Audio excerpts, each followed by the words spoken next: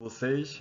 Bom, nós vamos dar continuidade ao nosso assunto, ainda sobre o continente europeu, porém, dessa vez nós vamos conhecer um pouco mais a questão do relevo e hidrografia do continente europeu. Então, no nosso próximo slide, nós vamos conhecer um pouco sobre esses dois aspectos, tá bom?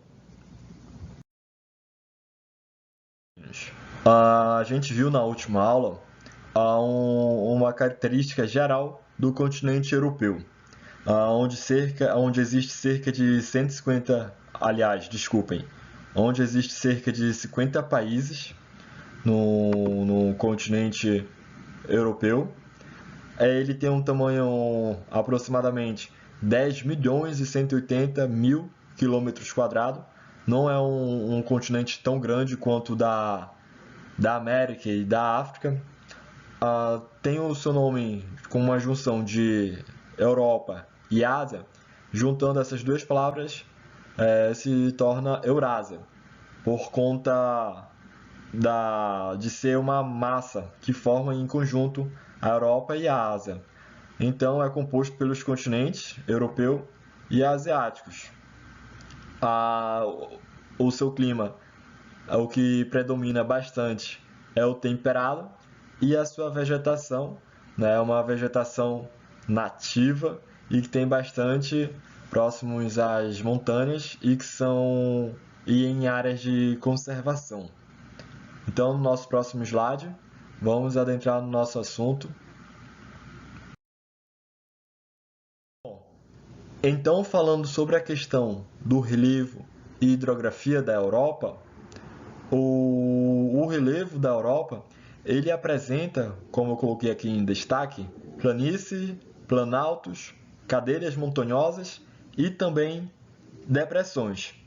As cadeiras montanhosas, a gente prestando atenção aqui no mapa, as cadeiras montanhosas do norte e do leste europeu, como por exemplo o aqui que está no norte, Montes Urais, e aqui está aqui no leste, Alpes escandinavos, eles são de formação muito antiga. O relevo deles é de uma formação muito antiga e geralmente as altitudes têm a média inferior a 2.500 metros.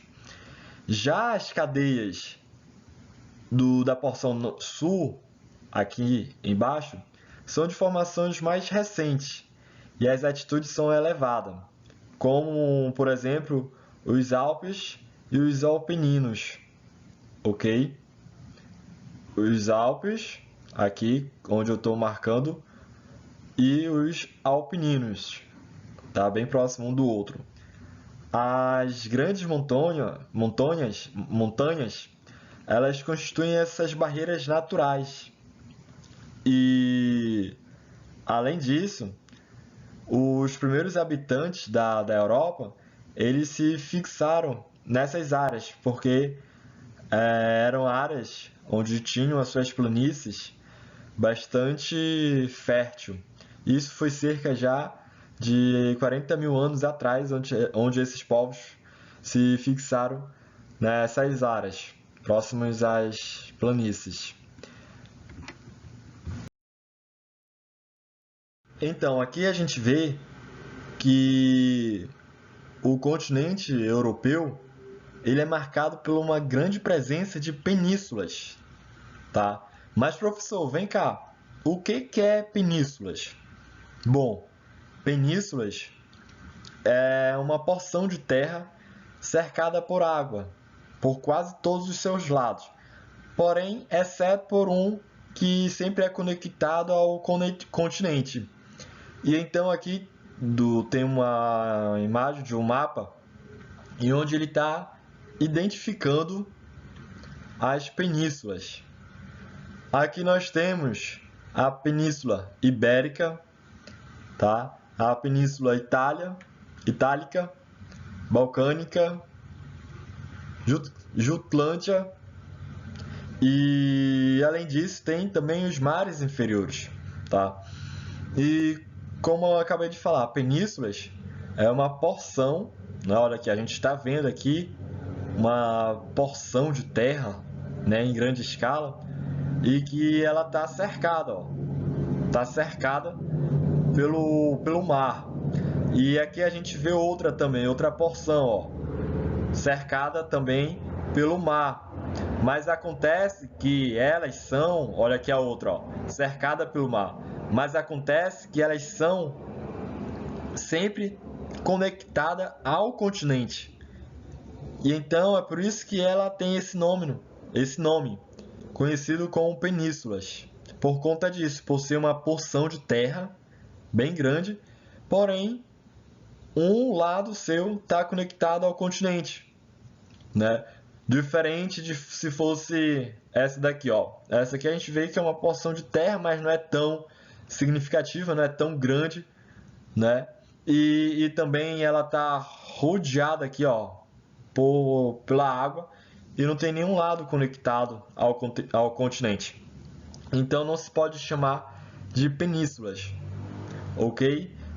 Além disso, também o continente europeu ele é muito marcado pela quantidade, uma grande quantidade de rios. E esses rios, eles são utilizados para pesca, abastecimento, produção de energia, irrigações, navegações e etc. Na Europa, os rios constituem importantes eixos de integração entre os países. Ok?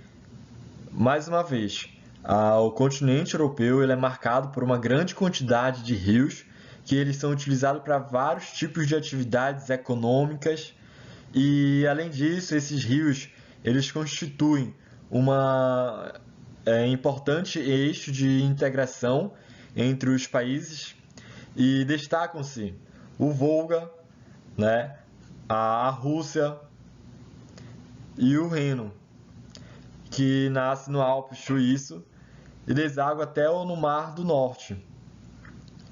Ok? Então tudo certo. O que é penínsulas?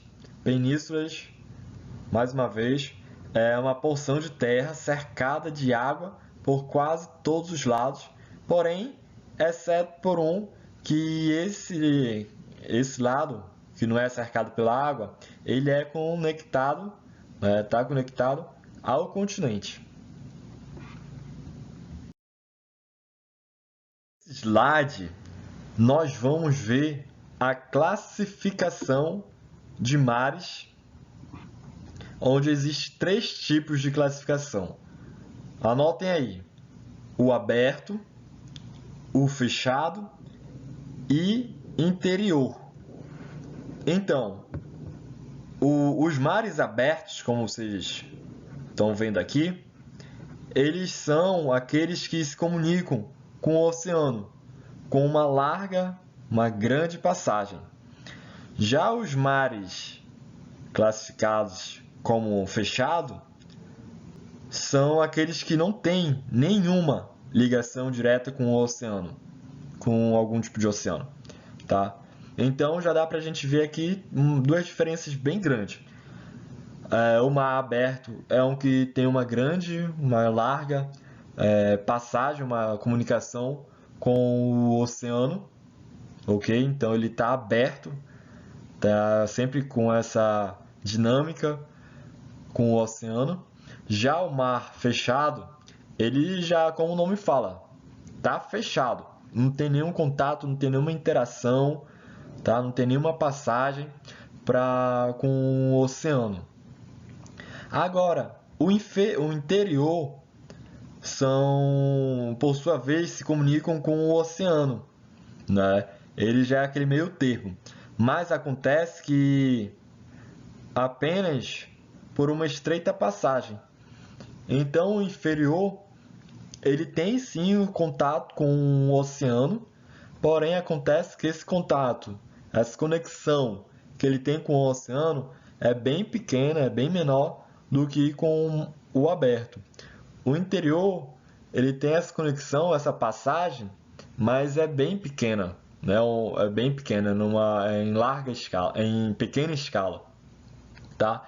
Então, o mar aberto é onde tem uma passagem, um contato bem grande com o oceano. O fechado, o nome já diz, né? Não tem nenhuma passagem, não tem nenhum contato, tá fechado para o oceano. E o interior é o que tem, mas é em pequena escala. É uma passagem muito pequena, ok? Mas a gente está aqui falando de mar e oceano, e então surge aquela dúvida, né?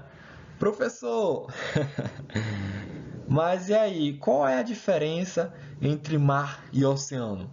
Os dois não são a mesma coisa? Né? Qual é essa diferença que existe? E existe diferença?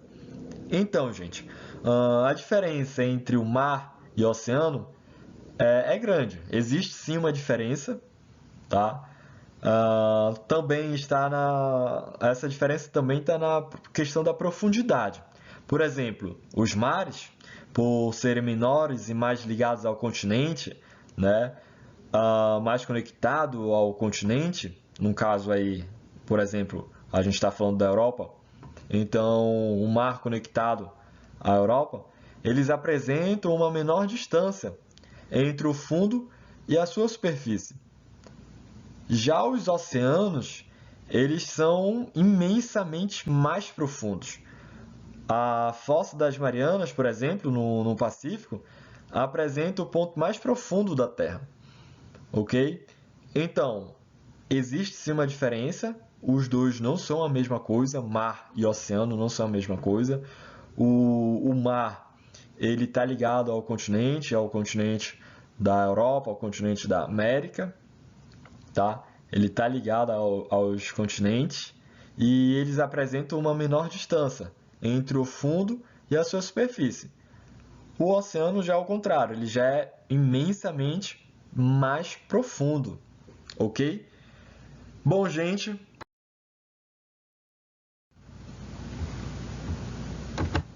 na nossa aula de hoje é apenas isso, ok?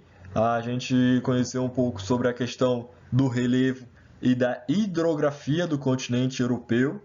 Na próxima aula nós vamos ver o nosso próximo assunto e também estarei passando alguns exercícios para que vocês possam fazer para verificar se conseguiram entender alguma coisa, compreender alguma coisa. Qualquer dúvida, qualquer questionamento, qualquer coisa que seja relacionado ao conteúdo, à nossa aula, vocês podem entrar em contato comigo, vocês já têm o nosso e-mail disponível, o WhatsApp também, ok? Não tenham medo de perguntar, nós estamos aqui para aprender juntos. Então é isso, muito obrigado e até a próxima aula.